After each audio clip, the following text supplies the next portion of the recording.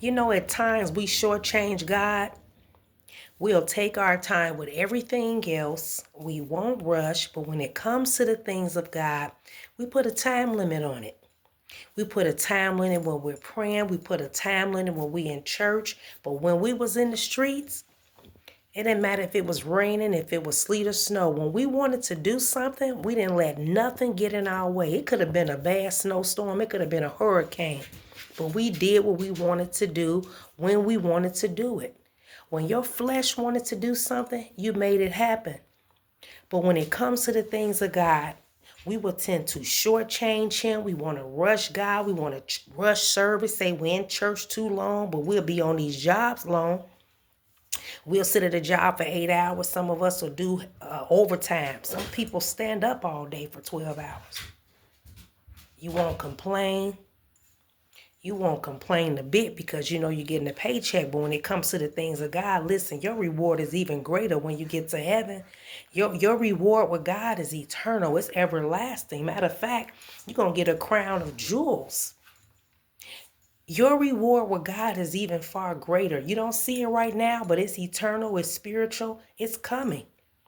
But when it comes to God, we want to shortchange him. We want to rush him when it comes to the things of God. But when it comes to the things that we desire, that this flesh desire, we won't rush. We'll do the very thing that we want to do.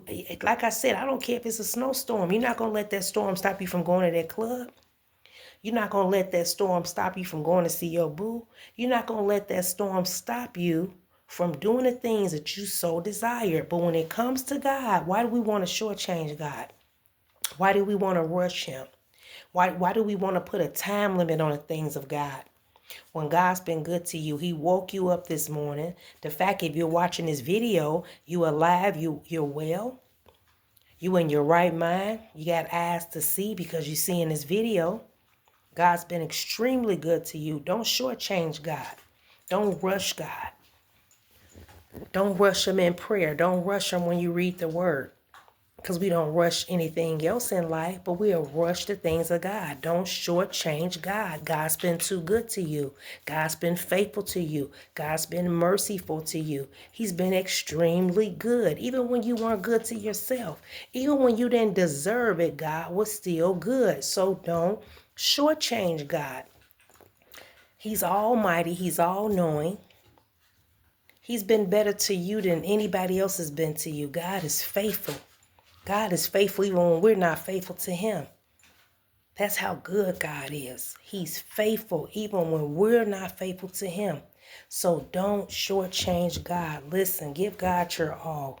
Give him your everything. He deserves your everything. He deserves everything from you. Because he's God. He's good like that. He's just good like that. Listen, don't shortchange God. Amen.